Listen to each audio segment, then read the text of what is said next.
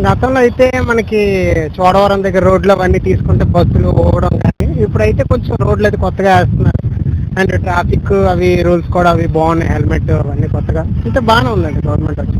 లోకేష్ గారి గురించి మనకు ముందు నుంచి ఐడియా ఉందండి. ఐటీ రంగంలోని బాగా తన యొక్క ప్రతిభ అయితే కనబరిచారు. కొత్త కంపెనీలు వచ్చి కొత్త కొత్త ఉద్యోగాలు వచ్చి యువతకు కూడా మంచి జాబ్ వస్తుందని చెప్పి అందరం హ్యాపీగా. గతంలో ఇసుకకి ఏంటంటే బ్లాక్ లో కొనాల్సి వచ్చేది, అది కూడా మనకి టైంకి అవైలబిలిటీ ఉండేది కాదు, స్లాట్ బుక్ చేసుకున్నాం.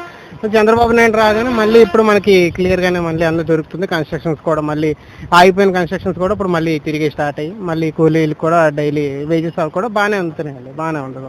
ఇంకా ₹5 భోజనం అంటే ఇంకా మనం చెప్పాల్సిన అవసరం లేదండి. అన్నా క్యాంటీన్లు ఎప్పుడైతే మనకు వచ్చాయో ఎవరైతే కూలి వాళ్ళు, వలస కార్మికులు వీళ్ళందరూ ఉంటారు కదా, వాళ్ళు మామూలుగా ఎక్కడ భోజనం చేసే సిచ్యువేషన్ ఉండేది కాదు వాళ్ళు సంపాదించిన దానికి.